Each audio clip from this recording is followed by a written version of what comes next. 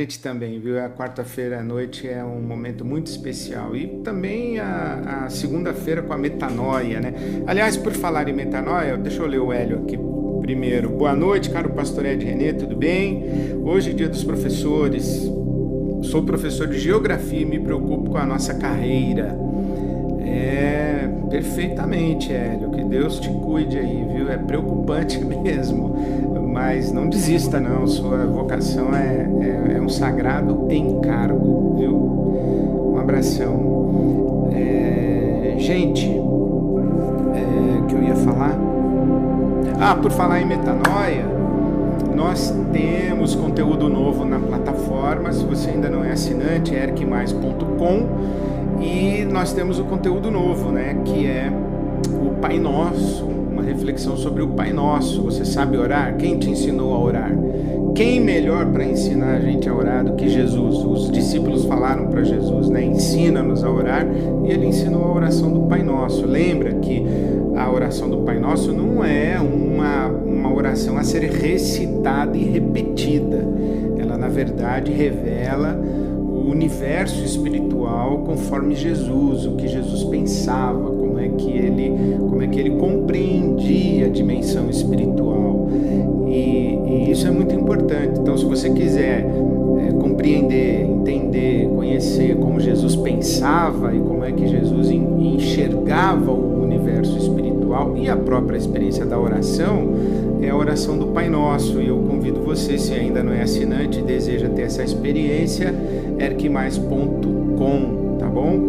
E também aproveito para dizer que as meditações diárias, elas são gratuitas e elas chegam no seu WhatsApp todas as manhãs às 7h30 da manhã. Agora a gente tá rigoroso às 7h30. Então tá chegando para você. Se você ainda não recebe, deseja receber gratuitamente, é só você se inscrever, se cadastrar, ou pelo link aqui da nossa live, ou no meu perfil do Instagram. No primeiro destaque você consegue se cadastrar para receber as nossas meditações diárias. Gente, também quero falar, depois eu volto aqui para os boas noites. Eu quero falar do congresso do Conversas que nós teremos agora, dias 24 e 25 de outubro, sexta e sábado. O tema desse ano é Utopia do Evangelho e o Brasil que a gente quer, e eu vou mostrar um pouquinho da programação para você. Olha, na sexta-feira pela manhã eu tenho o prazer, o privilégio de abrir com a plenária, a Utopia do Evangelho Brasil que a gente quer. Depois a gente vai ter o Ronilson Pacheco falando sobre o Brasil antirracista, e nós teremos a celebração com o canto das igrejas, Paulo Baruch e os irmãos e irmãs que compõem esse movimento muito lindo, tá bom? Então você vai participar com a gente. À tarde, na sexta-feira, nós teremos uma roda de conversa sobre o Brasil antirracista com Arthur Melo, Bianca Santana, Maria Silvia Oliveira e o Jackson Augusto do Movimento Negro Evangélico coordenando esse painel. Depois vamos ouvir Lília Schwartz falando sobre o Brasil que a gente é.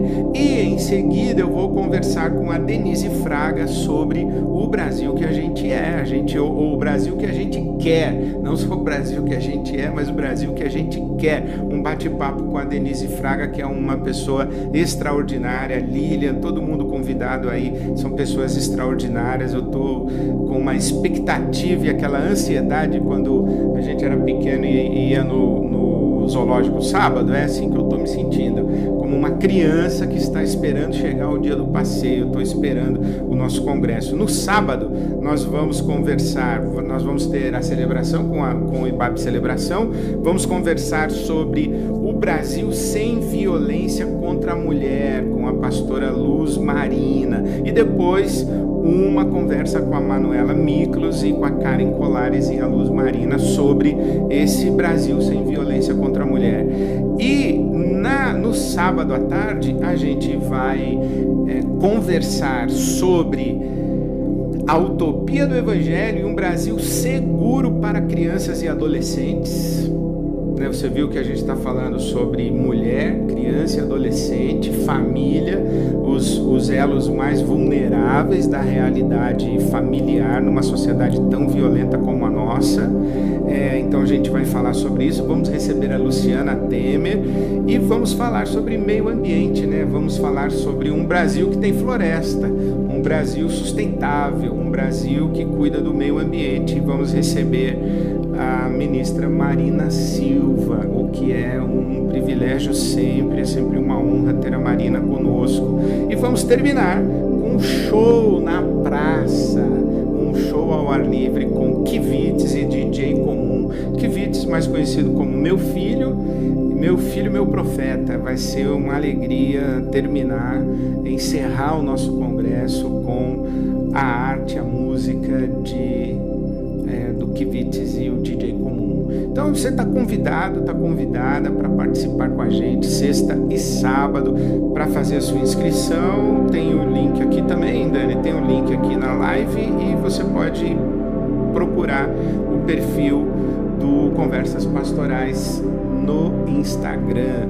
Lembrando que, olha, esse ano nós mudamos para conversas porque a gente cansou de responder a pergunta: é só para pastores, porque conversas pastorais, né?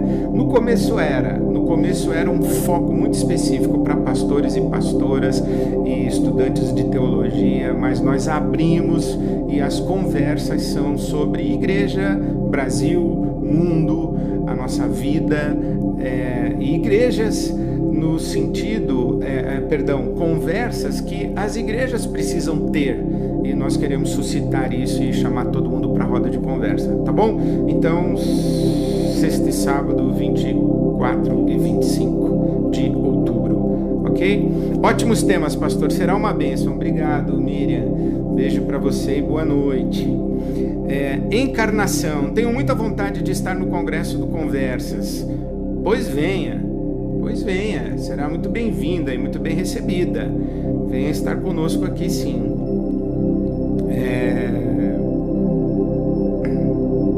Salete, boa noite, Salete, boa noite, pastor Ed, Dani, todos. Aqui de Campinas, hoje tem meu timão e seu peixe. Na verdade tem o seu timinho e o meu peixe. Salete, que seja uma boa noite para nós, né? Claro, né? Cada um vai torcer pro seu time, mas que Deus te abençoe aí, console seu coração ao fim da noite. Espero que seja assim. Poesias com a vovó Ceci. Boa noite, sou professora aposentada, trabalhei em sala de aula 30 anos. Parabéns. E receba a saudação, os cumprimentos e a reverência por essa noite, porque uma vez professora, sempre professora, né? Está fora da sala de aula, mas a sua vocação está aí na vida de tanta gente que você certamente abençoou, vovó Ceci. Leandro, boa noite, pastor Ed, sou professor de ciências aqui na capital do Rio. O professor ganhou mais carga horária de trabalho sem aumento de salário. Triste, é isso. Por isso é que a gente tem que valorizar e fazer esse barulho mínimo, né, que seja, porque, como diz o pessoal, né, quem teria dito isso, vocês que são bons aí de internet, procurem, quem teria dito que quem pensa que educação é caro, não sabe quanto custa a ausência ou a falta da educação, né? Um povo que não tem, que não investe em educação, quanto custa isso, né? É muito triste mesmo. Raquel Sampietro, Raquel, boa noite. Fico pensando quão genial é a pessoa que cria os temas das lives. É uma equipe, a gente é uma equipe. São muitos gênios conversando. Mas obrigado, a gente agradece esse reconhecimento do nosso trabalho, da nossa equipe. Obrigado. Lucas, oi Ed, nesses últimos anos em que você reviu a fé, houve alguma mudança no entendimento da justificação? Uma imputação da justiça de Cristo? O que o Young Ed pensava e o que o Old Ed pensa hoje? Olha, De fato, eu mudei bastante a minha maneira de compreender a salvação, porque justificação é uma teoria da salvação, né? Quando a gente fala em justificação, existe imediatamente o conjunto onde a palavra justificação faz sentido. Justiça, imputação da justiça, justificar. Isto é a linguagem do apóstolo Paulo no contexto do direito romano. A gente tem essa linguagem forense, judicial, em que o pecador é o réu, Jesus é o advogado de defesa, Satanás é o acusador e Deus é o juiz. Então essa ideia que quando a gente fala em justificação como doutrina da salvação, a gente é levado imediatamente para uma sala de tribunal e toda a teoria construída sobre isso da obra de Cristo na nossa vida. E muitas coisas eu aprendi depois disso, é que a linguagem judicial, jurídica, não é a única linguagem metafórica para descrever a obra de Jesus Cristo. Por exemplo, o cristianismo do Oriente, o cristianismo ortodoxo, trata a salvação não como justificação, mas principalmente como deificação. A expressão é teoses, né? Nós participarmos da natureza de Deus. Eu já falei bastante sobre isso quando eu falei sobre a mística urbana, quando eu falei sobre a tradição mística do movimento monástico, dos teólogos do segundo, terceiro século, de como eles compreendiam a salvação como deificação. Talvez, eu acredito inclusive que muitas pessoas nas nossas igrejas nunca ouviram falar em deificação, nunca ouviram falar em teoses, mas o cristianismo oriental fala muito disso. E aí a gente pode pegar outras metáforas bíblicas, né? Deus não apenas como um juiz, mas Deus como o agricultor. Jesus dizendo, eu sou a videira verdadeira, o meu pai é o agricultor e vocês são ramos enxertados na videira, é uma outra linguagem, né? O Deus como um senhor e nós como seus servos é uma outra linguagem. Deus como pai e nós como filhos é uma outra linguagem, é a linguagem familiar. Então, a justificação para mim, que antes era a única forma de compreender a salvação, a justificação se tornou uma linguagem e uma figura metafórica para falar da obra de Cristo como Redentor, como Salvador. Quer dizer, cada palavra que a gente usar, a gente vai acionar um campo semântico. Por exemplo, a redenção. O que é redimir? É diferente de gerar. Redimir é diferente de gerar. O novo nascimento é uma outra linguagem. Nascer da água, do Espírito, o gerar, ser regenerado. Então, para mim, a justificação é uma metáfora, é uma linguagem metafórica da obra de Jesus Cristo, mas não é a única linguagem metafórica, não é a única explicação. Eu gosto muito da obra do C.S. Lewis, O Cristianismo Puro e Simples, ou Mero Cristianismo, que é a primeira edição que eu tenho até hoje, quando ele diz que as doutrinas da salvação são tentativas de explicar o fato de que Jesus Cristo é aquele que faz a mediação entre Deus e a sua criação. Sem Jesus Cristo, não há como compreender. Eu acho que Jesus é a máxima revelação, expressão e a sustentação da relação de Deus Criador com a sua criação. Eu ouvi na minha juventude o reverendo Caio Fábio dizendo que o Cordeiro de Deus, que é outra linguagem, né? A linguagem ritualística, a linguagem litúrgica, a linguagem sacrificial, o Cordeiro de Deus que tira o pecado do mundo, Jesus como Cordeiro, foi morto antes da fundação do mundo. E o reverendo Caio Fábio disse que Deus, antes de pronunciar haja luz, pronunciou na eternidade haja cruz.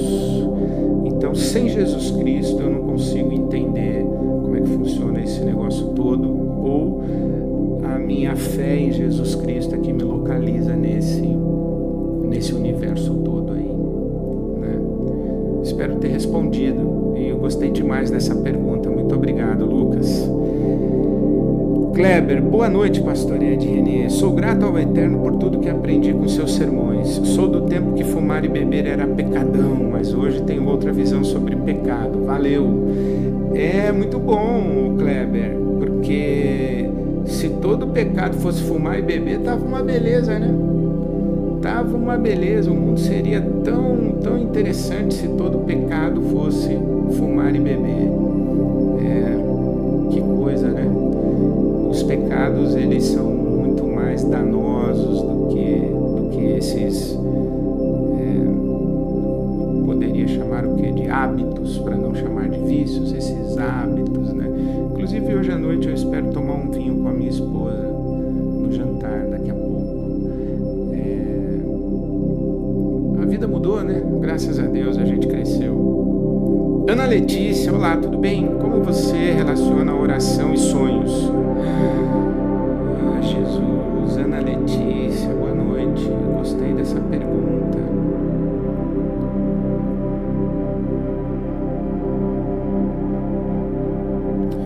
Olha, eu não sei responder assim, mas eu acho que a primeira coisa que me ocorre é dizer que eu acho que a gente pode pedir a Deus que fale conosco através dos sonhos, ou pedir a Deus que nos dê discernimento para a gente ter entendimento do que a gente sonha. Eu acredito muito nisso.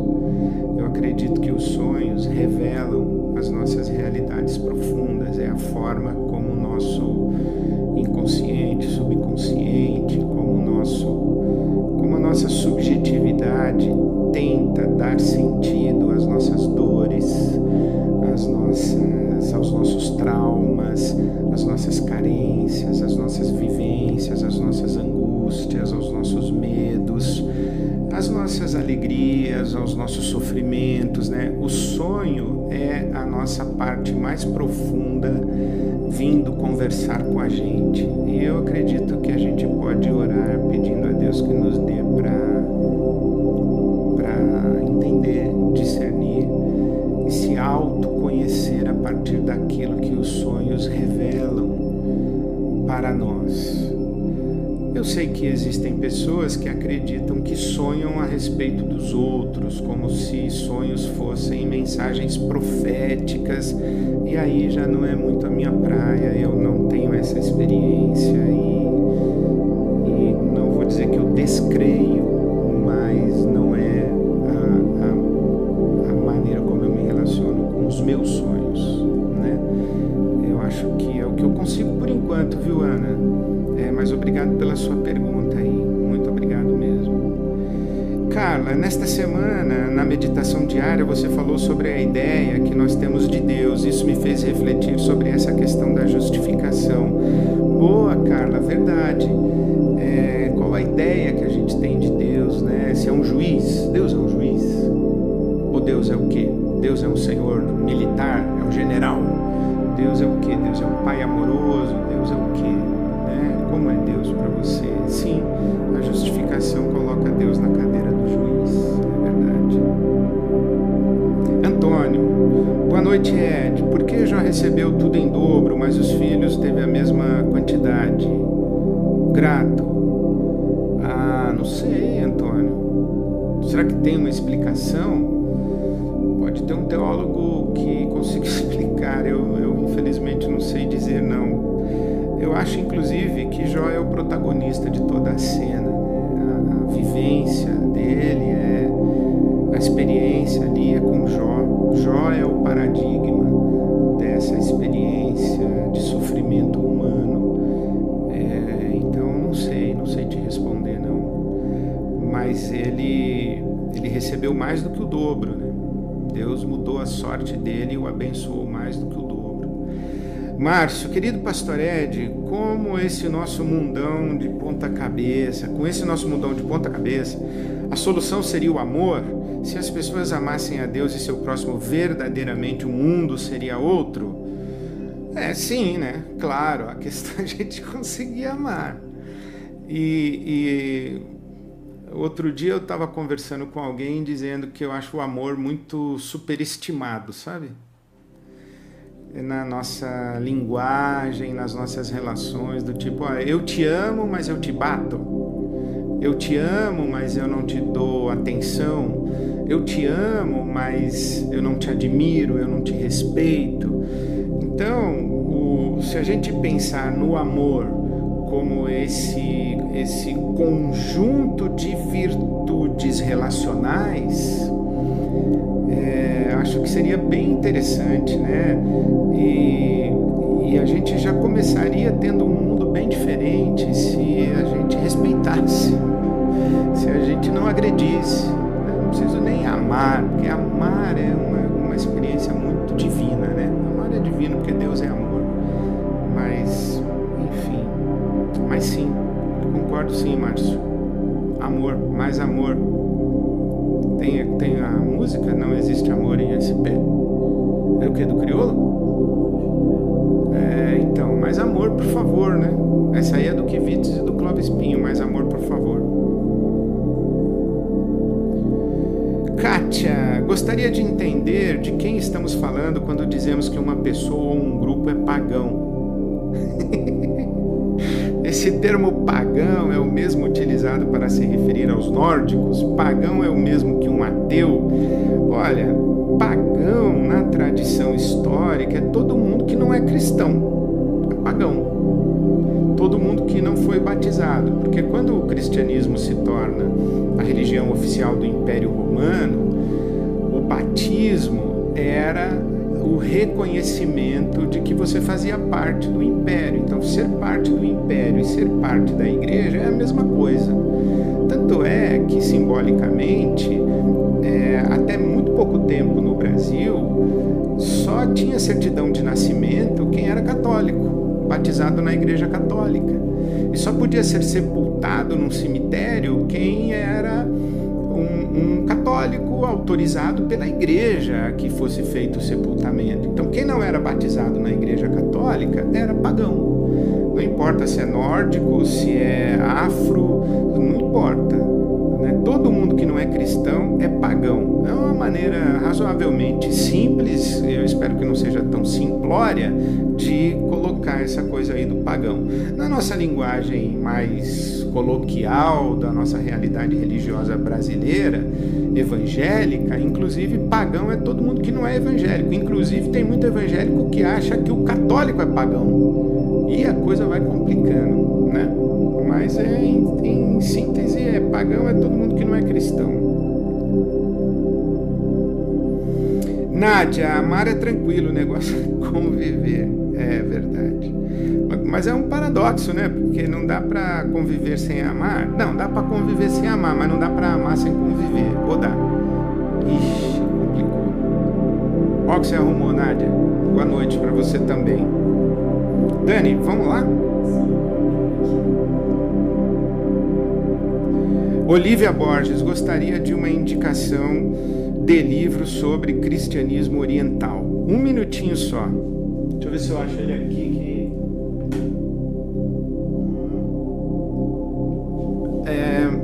O Dani acha aí. Da criação à parousia. Da criação. É uma introdução, tá?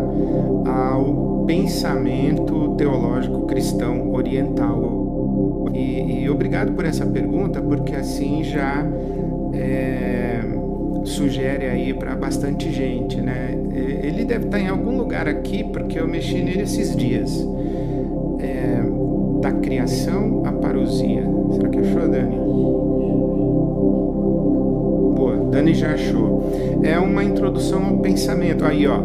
Linhas Mestras da Teologia Cristã Oriental, publicado pela Edições Paulinas, tá bom? Você acha fácil esse livro. E aí, uma sugestão, Olivia, é você tendo esse livro, que te apresenta, assim, uma introdução, né, à teologia do cristianismo oriental, você vai seguindo as notas de rodapé para buscar novas referências e aprofundar a sua leitura, tá bom? Vamos lá? Dani, o tema de hoje, eu aprendi que não se deve jurar, né? Eu juro que não. Então eu não vou jurar. Eu só vou dizer que, olha, acredite em mim. O tema de hoje é sobrevivendo no inferno e não tem nada a ver com o dia do professor. Acredite no que eu estou falando, tá bom? Porque eu recebi hoje um cumprimento de dia do professor que mandaram a foto do MacGyver, profissão perigo, parabéns. Então, feita essa observação e a minha reverência renovada aos professores e professoras, o tema que eu escolhi para hoje foi Sobrevivendo no Inferno. E você sabe que Sobrevivendo no Inferno é o álbum do Racionais, lançado em 1997. Esse álbum, inclusive, virou livro. E eu li o livro Sobrevivendo no Inferno. E lá na faixa Gênesis, o Mano Brown diz o seguinte: eu tenho uma Bíblia velha, uma pistola automática, um sentimento de revolta. Eu estou tentando sobreviver no inferno.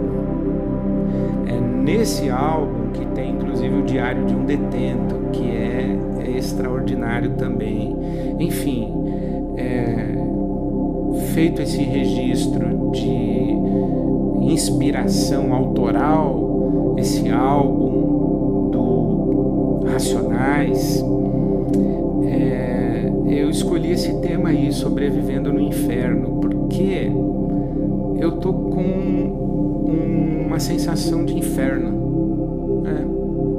Mas não é aquele inferno lá que o pessoal tem a imagem do inferno como queimar no inferno para toda a eternidade. Não é desse inferno que eu estou falando desse inferno aí que o Racionais fala, que o Mano Brown fala. Esse inferno em vida, né? Muito embora o Lulu Santos verbalizou aquilo que eu acredito, né? Que existirá para todo mal a cura, desafiando de vez a noção na qual se crê que o inferno é aqui, né? Então eu sei que tem um inferno, mas eu estou falando desse inferno daqui. Eu não sei quanto a você, mas eu acho que o mundo está infernal. É uma sensação. E como a Bíblia diz que a boca fala do que o coração está cheio, eu resolvi falar sobre isso, inclusive para exorcizar na minha fala e repartindo meu coração com vocês, ajudar você também a exorcizar esse inferno. Aliás, hoje vou citar novamente o reverendo Caio Fábio, que eu ouvi pregando na minha juventude, dizendo que tem muita gente que tirou a alma do inferno, mas não tirou o inferno da alma, então está infernalmente salva. Essa atmosfera de inferno, sabe? Essa atmosfera infernal, um mundo infernal. E eu trago comigo essa palavra de Jesus para nós, né? Com licença.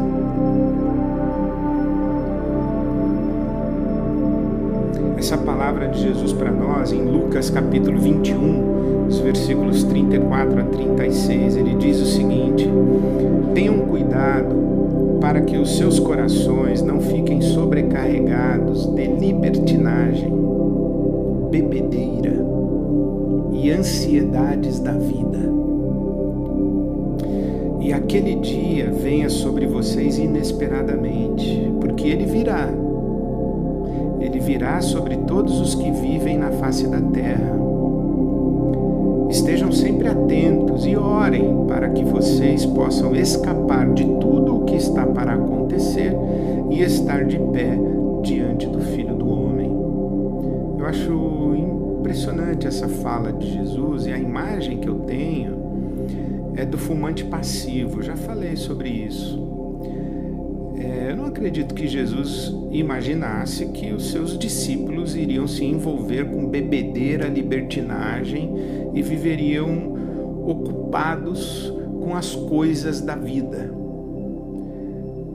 Mas pelo menos eu recebi essa palavra e recebo essa palavra de Jesus dizendo que nós convivemos tanto com as realidades do inferno e infernais que a nossa alma vai ficando infernizada.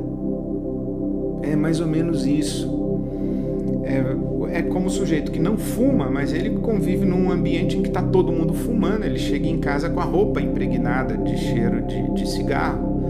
E ele mesmo está com o pulmão com nicotina, porque ele é um fumante passivo. Então, é essa imagem que eu tenho.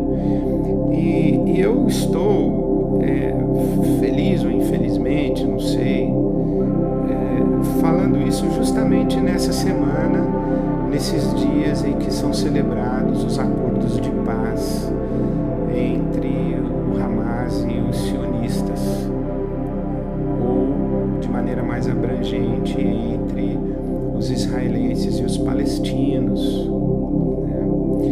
E eu liguei para os meus amigos e foi interessante porque eu percebi um certo ceticismo quanto a essa paz. A trégua já é um motivo de muita gratidão a Deus, é um tempo de celebração e festa. Eu fiquei muito comovido com a festa das pessoas celebrando com alegria nas ruas de Gaza e nas ruas de Tel Aviv, por exemplo, que eu vi. Eu fiquei muito feliz e comovido com isso daí. Mas eu ainda estou com a fumaça tóxica, pensando nas pessoas que viveram e vivem aquele inferno. E não somente aquele inferno, mas outros tantos que existem. A guerra da Ucrânia com a Rússia, ou a Rússia com a Ucrânia, e o bombardeio da Rússia na Ucrânia, os refugiados ucranianos, os refugiados palestinos, são experiências infernais, sabe? E aqui eu fiquei pensando, como foi que viveram esses 2 anos os reféns israelenses nas mãos do Hamas? Como será que eles sobreviveram àquele inferno de ser um refém nas mãos do Hamas? Como será que eles sobreviveram ao inferno de conviver com a possibilidade de morrer a cada dia, a cada hora? Não imagino o que seria isso, o que seria viver numa sala imaginando que a qualquer hora a porta poderia se abrir e você poderia ser executado. E graças a Deus, muitos reféns voltaram e se reencontraram com as suas famílias. Mas eu fiquei imaginando como teria sido sobreviver a esse inferno, ser um israelense refém nas mãos do Hamas. Como seria ter sobrevivido, como foi sobreviver como um morador de Gaza, sob o bombardeio israelense, convivendo também com a possibilidade não só de morrer, mas de ver o seu filho morrer explodido, sua mãe, seu pai, sua esposa, seu marido, sua filha, seu irmão, seus amigos, o seu vizinho. Como terá sido sobreviver nesse inferno? E não me venha, por favor, falar de proporcionalidade de vítimas, porque uma vida é tudo. Fazer contabilidade de quantos mortos aqui, quantos mortos ali, é uma ofensa a quem sofreu e está sofrendo a perda de um filho, de um cônjuge, de um pai, de uma mãe. crianças estão órfãs hoje por causa dessas guerras. Quantas crianças se despediram dos seus pais ucranianos que foram para a guerra, dos seus pais russos, sabe? Que inferno é esse? Que mundo infernal é esse em que os poderosos decidem mandar os nossos filhos para a guerra?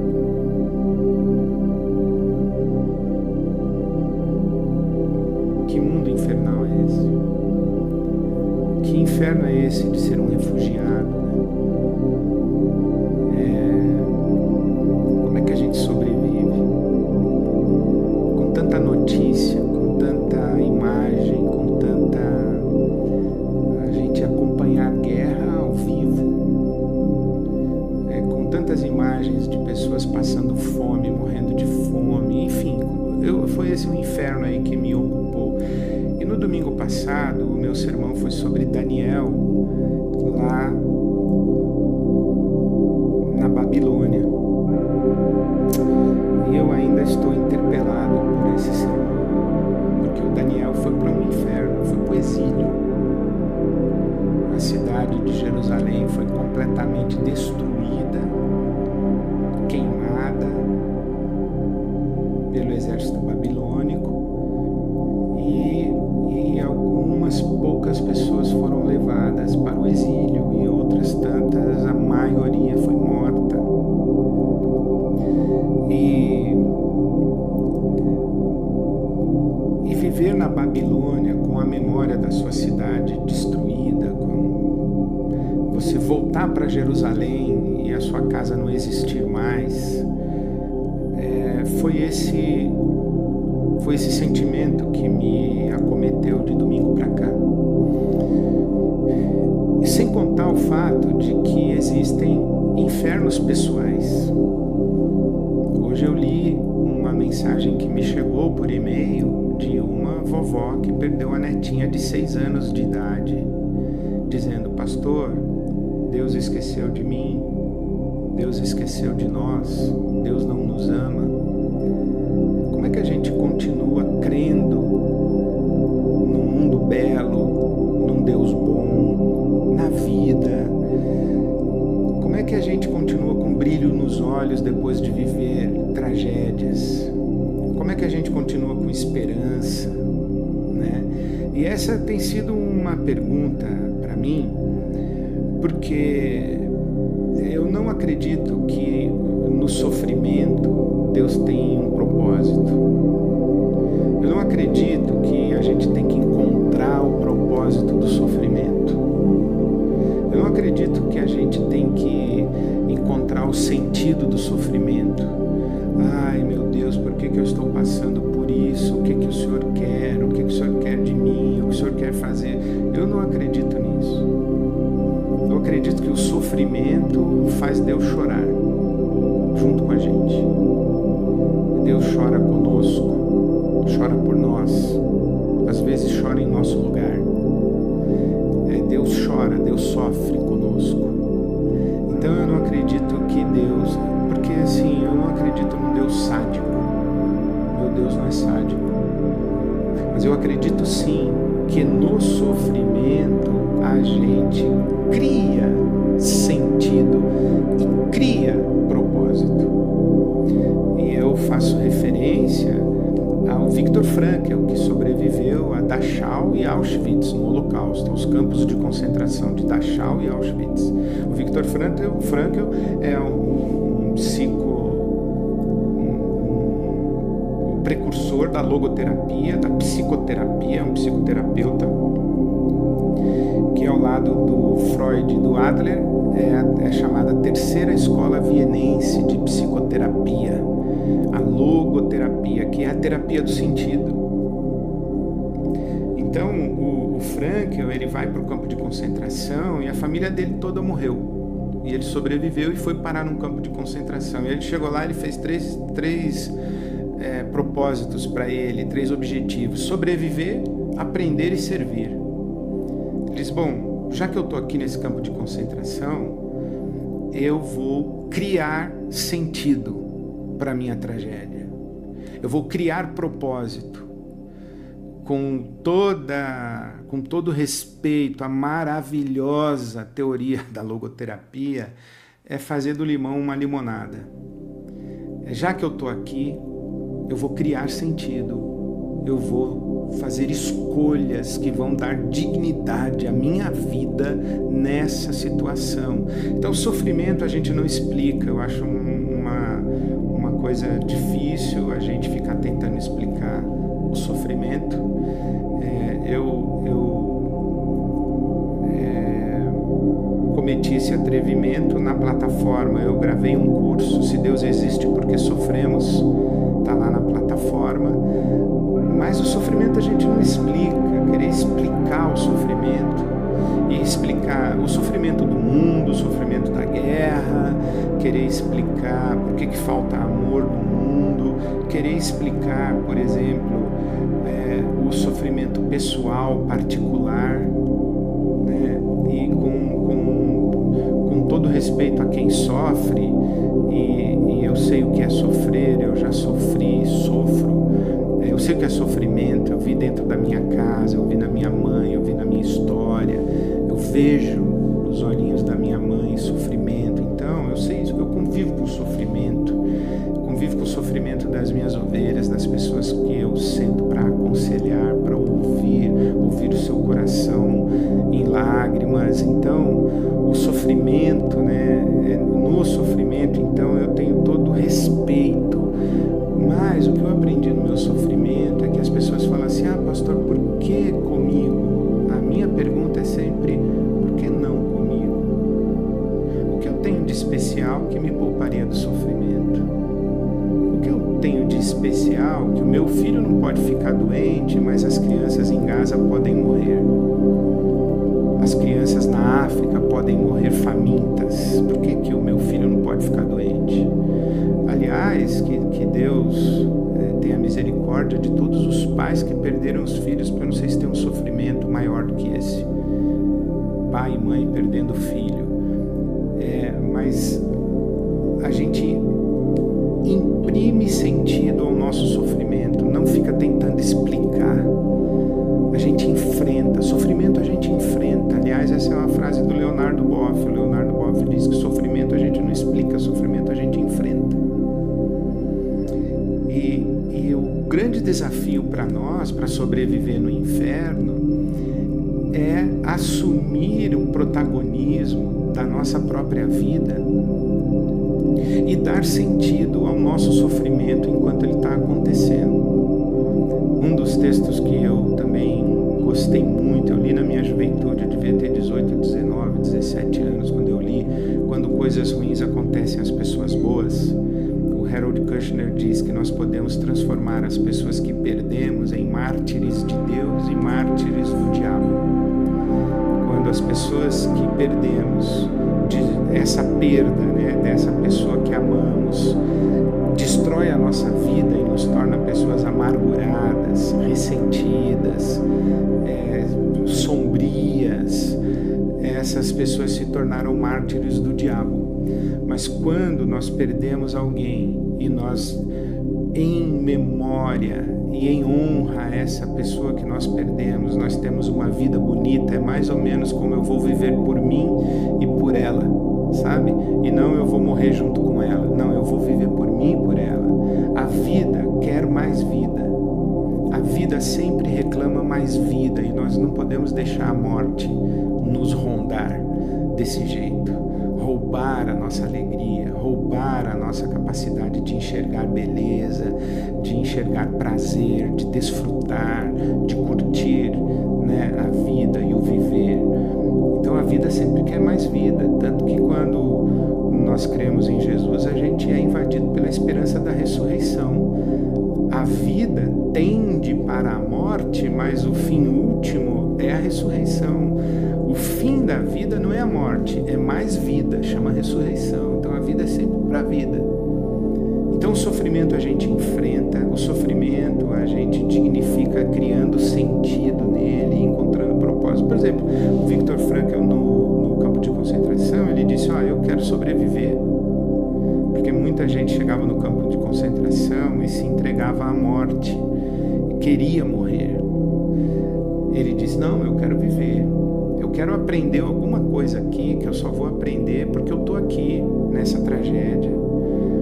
E foi ali que ele aprofundou as intuições e os estudos dele a respeito da teoria que ele cria, chamada logoterapia, a terapia do sentido. Logos com sentido, né? A terapia do logos, a terapia do sentido. Então é ali no campo de concentração, e é muito interessante que ele diz assim: olha, eu como um médico, eu vou servir aqui no campo de concentração as pessoas. Eu vou dar sentido ao meu sofrimento, eu vou dar sentido ao estar aqui para servir outras pessoas. Eu tenho um propósito, que é servir as pessoas que estão sofrendo aqui e que talvez não tenham a condição, o repertório interior, o repertório emocional, o repertório espiritual para passar por essa tragédia. Eu vou servir essas pessoas. E ele se imaginava fora do campo de concentração, ensinando e servindo a partir da sua experiência no campo de concentração. Então nada justifica um holocausto, nada justifica um genocídio, nada justifica a guerra, nada justifica, mas estando nela é possível encontrar sentido, criar sentido e criar propósito para dar dignidade à vida humana na sua maior tragédia. Dani, vamos mais um aí, ver se você localiza Svetan Todorov, Diante do Extremo. Um livro maravilhoso também. A pergunta do Todorov foi: será que na situação extrema, lá no inferno, é possível ter beleza, dignidade, vida, e o ser humano, ele continua belo mesmo estando no inferno, nessa situação, nessa circunstância infernal? E é muito bonito, porque ele diz: olha, eu não imaginava que veria um pai e um filho se engalfinhando no chão e um agredindo o outro por causa de um pedaço de pão. Mas ele falou: eu vi isso no campo de concentração. Mas foi exatamente aí, no campo de concentração, que eu vi grandeza e dignidade. Uma das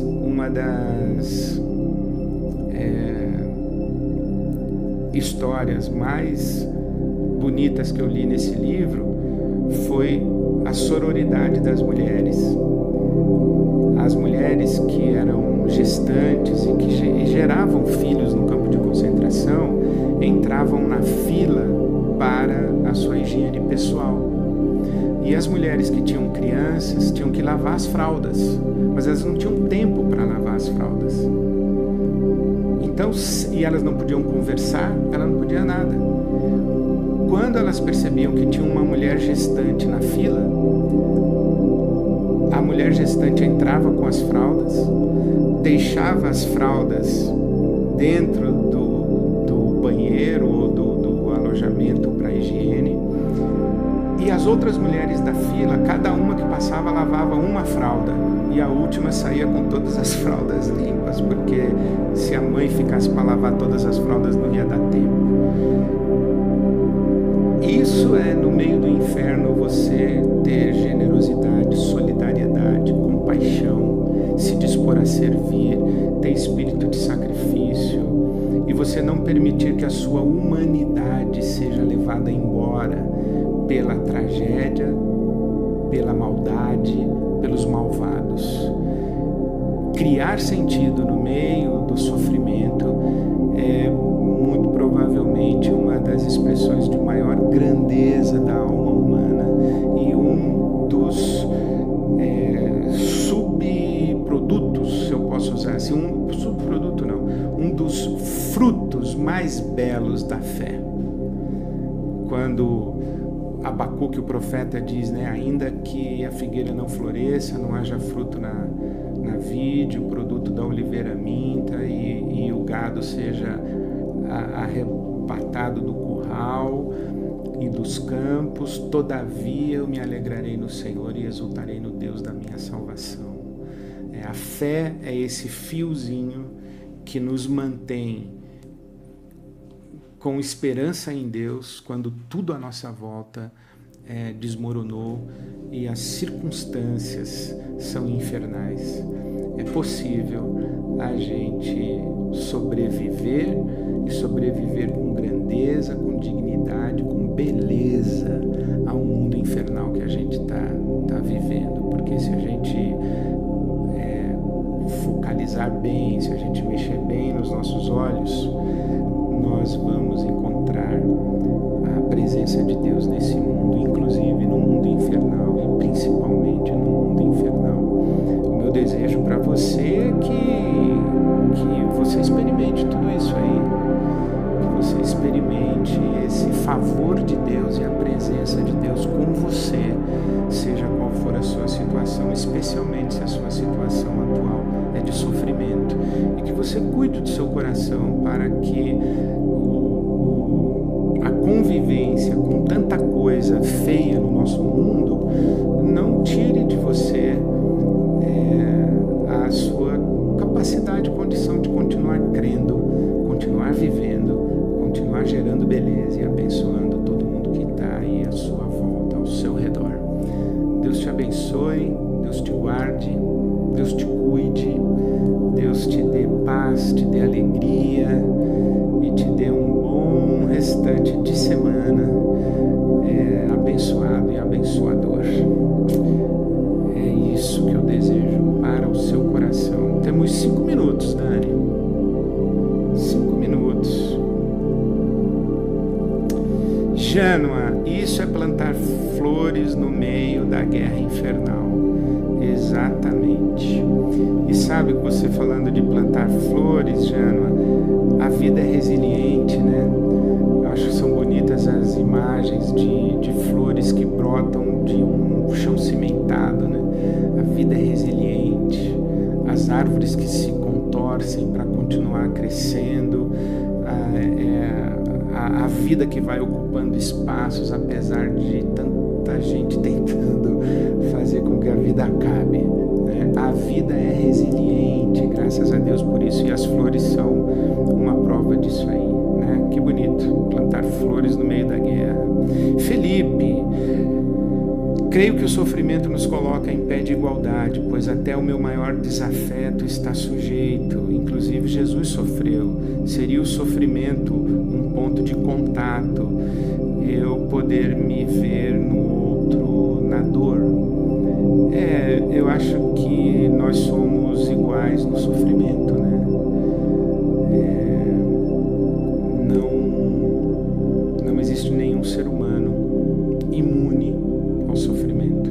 Inclusive, tem essa história que é da sabedoria chinesa, de um discípulo que foi perguntar a seu mestre como superar o sofrimento. E o mestre disse: saia pela nossa aldeia e traga para mim um grão de mostarda que você vai colher ou buscar numa casa onde não exista sofrimento. E depois de percorrer toda a aldeia, o discípulo volta sem o grão de mostarda e entende que o sofrimento não é algo nem que a gente explica, nem que a gente supera, é algo que a gente enfrenta, né? E todos nós, em todas as casas da aldeia, tem sofrimento. Jesus disse que se a nossa casa tivesse edificada sobre a rocha, ia chover, trovejar, cair raio, ter inundação, mas a casa ia ficar firme na rocha, porque chove na casa de todo mundo, cai raio na casa de todo mundo, e nisso nós somos semelhantes e somos nivelados, né? E se isso não gera em nós solidariedade e compaixão, é muito triste que algumas pessoas só desenvolvem compaixão e solidariedade porque quando sofrem, né? Aliás, o Salmo 30, o salmista diz: dizia eu no meu coração, jamais serei abalado. Sabe de nada, inocente, diz em seguida: eu descobri que o choro pode durar uma noite, mas a alegria vem pela manhã. Ele estava iludido, achando que não seria abalado, isto é, que não sofreria. Aí ele descobre que também sofre, mas ele descobre que a alegria vem pela manhã. A última palavra da vida não é a morte, a última palavra da vida é a vida. Josilânia, a cura do sofrimento está no perdão e na solidariedade? No perdão a quem nos faz sofrer e na solidariedade para quem sofre? Acredito que sim. São dois caminhos muito interessantes, né? E, inclusive, Josilânia, o perdão a nós mesmos. Porque há muito sofrimento que resulta das nossas próprias escolhas, decisões. E nós temos que nos perdoar também por termos causado sofrimento a nós mesmos, né? Quem não se perdoa dificilmente consegue perdoar o outro. E eu ouço pessoas falando isso: eu já perdoei o fulano, mas eu não consigo me perdoar. Então, se você não consegue se perdoar, então é difícil que eu acredite que você conseguiu perdoar alguém, né? Então, perdão, inclusive o perdão a si mesmo, mas acredito que sim, essas são duas portas para o enfrentamento ou a cura do sofrimento. Salete, boa noite, Salete. Pepe Mujica dizia que a liberdade verdadeira é interior e que o ser humano pode encontrar sentido até no sofrimento. Concordo plenamente. Hoje eu ouvi no trânsito, indo para lá, indo para cá, a entrevista, o episódio do podcast Escafandro com o Michel Alcoforado. E eu recomendo para você, inclusive, tanto o Escafandro podcast, quanto o episódio com o Michel Alcoforado, que é o último que foi lançado. E o Alcoforado diz que os super ricos que ele estudou, o Alcoforado foi que escreveu esse livro, Coisa de Rico, antropólogo. Ele diz que os super ricos, eles têm tanto, mas eles continuam procurando uma coisa que eles jamais vão encontrar. Porque aquilo que realmente nós estamos procurando, o dinheiro não compra. O dinheiro não compra. A verdadeira liberdade é interior. Ou a gente encontra na nossa experiência, que eu até arrisco dizer espiritual, que é esse mergulho inclusive para dentro de si, né? Jesus diz: quando você for orar, entra no teu quarto e fecha a tua porta. Vai lá para a profundidade da sua verdade, de quem você é e onde os tesouros estão todos aí guardados. Vai lá.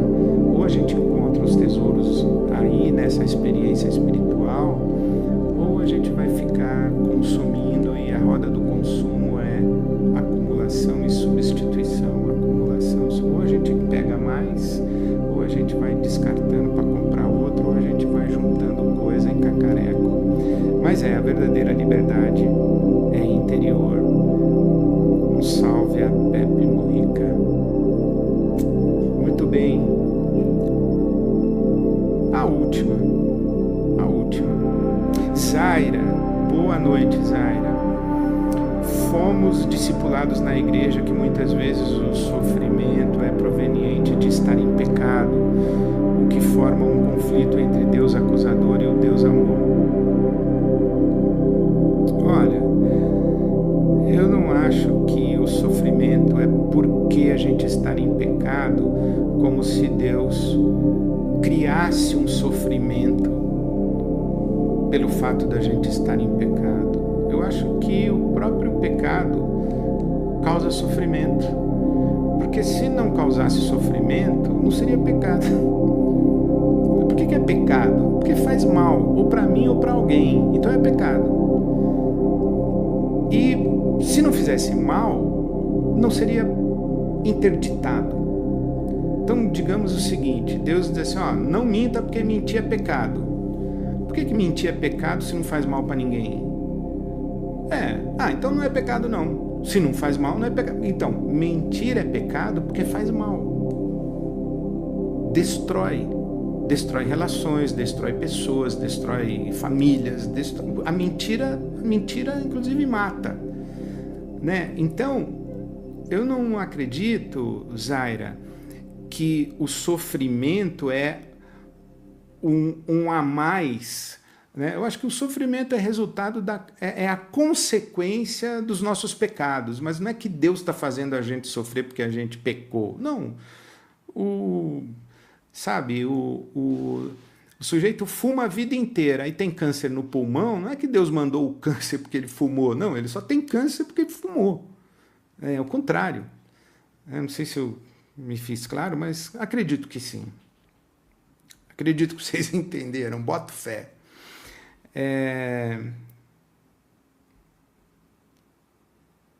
Acabou, Dani? Não, é que eu lembrei de uma coisa, que eu não sei se eu falei aqui, onde que foi que eu falei. Pensa no menininho que está brincando com o carrinho dele no 17º andar, na janela. O pai dele fala, para com esse carrinho aí, esse carrinho vai cair lá, para com esse carrinho, sai da janela. E o menininho teimoso fica brincando com o carrinho na janela, no 17º andar, o carrinho cai, se espatifa lá no chão. Aí o papai pega o menininho e vai lá no térreo buscar o carrinho espatifado. Chegando lá, o menininho começa a chorar, porque o carrinho está espatifado, porque ele está com raiva dele mesmo que ele deixou o carrinho cair, porque ele gostaria de voltar no tempo para tirar o carrinho antes do carrinho cair, porque ele está na bronca e ele já está sofrendo muito que o carrinho dele está espatifado. Aí você acha que faz sentido o pai ainda tirar o cinto e bater nele de cinto? Não. O Deus amoroso que você falou, Zaira, é o Deus que desce com a gente até o térreo, senta do nosso lado, pega a gente no colo e diz assim, aí, vamos arrumar outra coisa para fazer, porque esse carrinho aí já era. E ele enxuga a nossa lágrima, e aí, na hora certa, do jeito certo, ele fala, e aí, o que você aprendeu com isso? Como é que você cresce com isso? Como é que você amadurece com isso? Porque é isso, é assim que eu vejo a nossa relação com Deus, e os nossos pecados e os nossos sofrimentos que estão relacionados com o pecado, fazendo a absoluta ressalva de que nem todo sofrimento é fruto de pecado nosso.